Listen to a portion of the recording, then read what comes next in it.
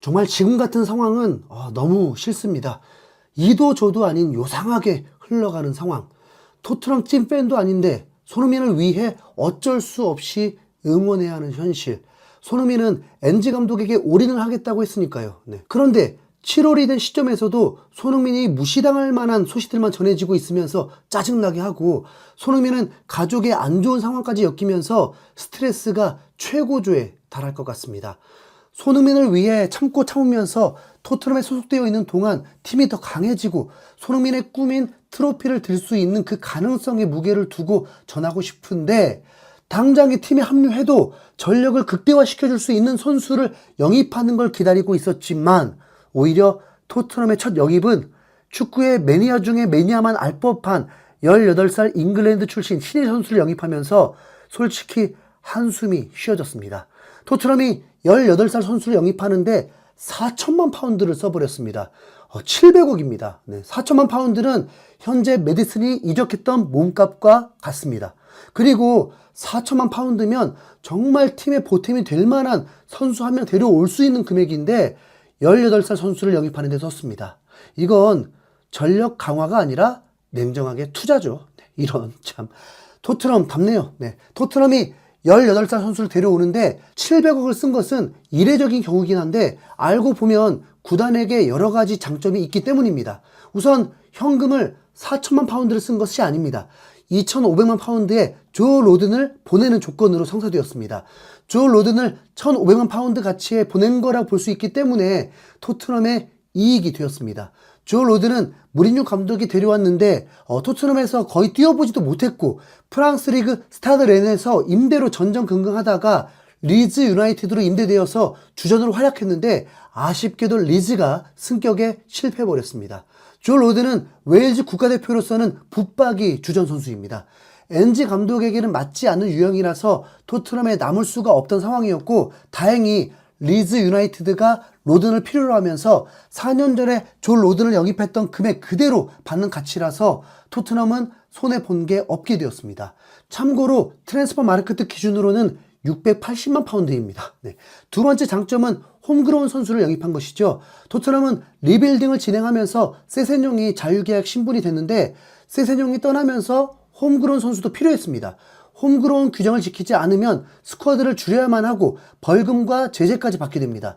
꼭 지켜야만 하죠. 네. 세 번째는 18살 선수이기 때문에 3년 동안 임대 혹은 조커로 활용해도 21살밖에 안 돼서 선수 가치 하락률이 매우 적고, 팀의 간판이 된다면 더 높은 몸값이 되면서 비싸게 팔 수도 있게 됩니다.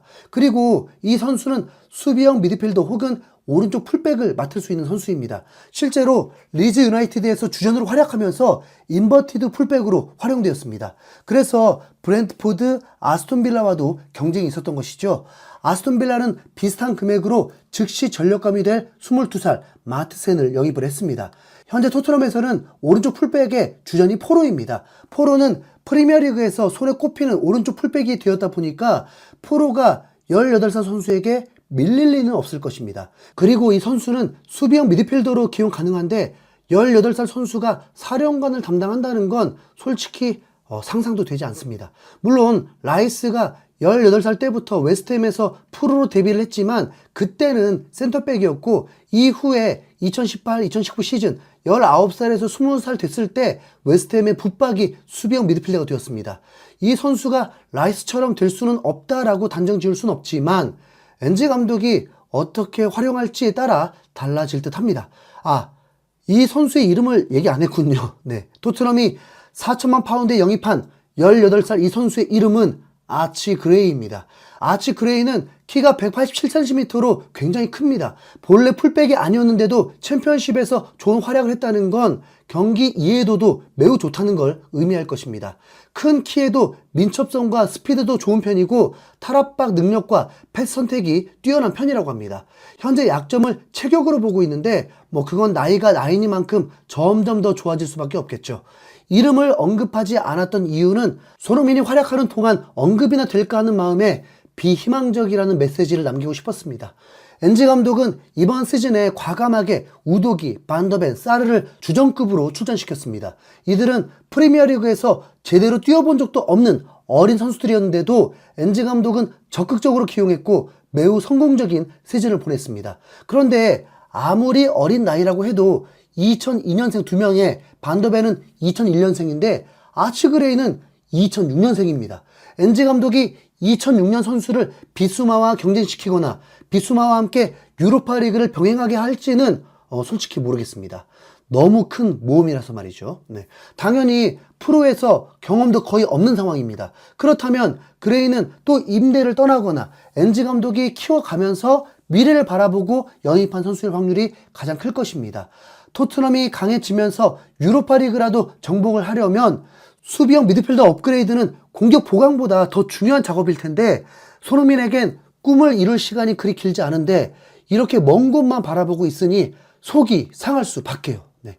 토트넘이 제대로 리빌딩 하겠다 하면 뭐 말리고 싶지도 않습니다. 당연히 손흥민을 팔면 되죠. 네. 그런데 1년 연장 옵션을 걸어서 한 번 더 간을 보려고 한다는 기사가 나오고 있고 9년 동안 케인급 대활약에 헌신에 죽음 희생까지 당했던 선수를 예우가 아니라 간 보고 있으니 화가 나죠. 네.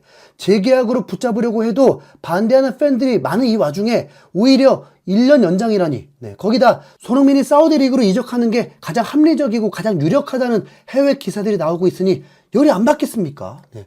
스퍼스웹에서는 최근에 토트넘이 손흥민을 내보낸다면 팬들로부터 엄청난 비난에 직면할 거다. 손흥민은 토트넘 최고 스타이자 여전히 기량면에서 팀을 이끄는 중요한 선수다라고 알렸고 토트넘 팬 포럼인 호스퍼 HQ도 3일 손흥민은 토트넘 주장으로 결과를 냈다.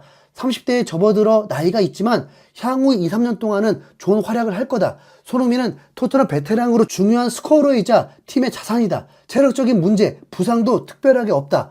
토트넘 팬들은 손흥민 활약을 계속 보고 싶어한다. 손흥민은 꾸준한 공격 포인트로 팀에 도움이 되고 싶다. 팀토크 역시 한국 출신의 슈퍼스타 손흥민은 지난 시즌 프리미어리그에서 17골을 넣으며 여전한 기량을 보였다. 32살이 됐지만 아직 주춤할 기미는 보이지 않는다고 손흥민을 높이 평가했습니다. 이런 평가는 사실상 객관적인 평가일 뿐인데 현재 팬들의 분노라는 둥, 경고라는 둥, 국내 매체들이 노골적인 단어를 쓰고 있을 뿐입니다. 한번 긍정적으로 해석을 해보려고 하면 아츠그레이는 풀백 미래 자원으로 데려온 것입니다. 현재 포로의 백업으로 에메르송이 있었는데 에메르송은 정말 AC밀란과 끊임없이 링크가 되면서 떠날 것이 더욱 유력해지고 있고 아마도 에메르송 대체자로 그레이를 염두한 것으로 보입니다. 그렇다면 토트넘은 백업 자원 풀백에게 4천만 파운드라는 거액을 쓴 것인데 이 정도면 빅클럽급 행보라고 볼 수 있죠. 메인도 아니고 백업 자원인데 말이죠. 우선 포로와 그레이의 스타일은 매우 다릅니다. 포로는 윙어와 가까운 풀백으로 킥력이 매우 좋아서 프리킥이나 코너킥도 전담을 하기도 합니다. 하지만 그레이는 탈압박과 패스 능력은 좋지만 공격적인 선수는 아니고 오히려 수비형 미드필더 역할에 맞는 선수입니다. 아마도 포로보다는 더 활동량이 좋지 않을까 예상해 봅니다. 백업 자원도 4천만 파운드 쓰는 토트넘으로 변했다면 아직 에메르송, 호이베르, 로셀소, 브리안힐, 팔 선수들도 많고 보태고 보태서 화끈한 영입도 기다려 보겠습니다. 이상 토트넘 응원 버거워하는 흰수염 고래였습니다. 감사합니다.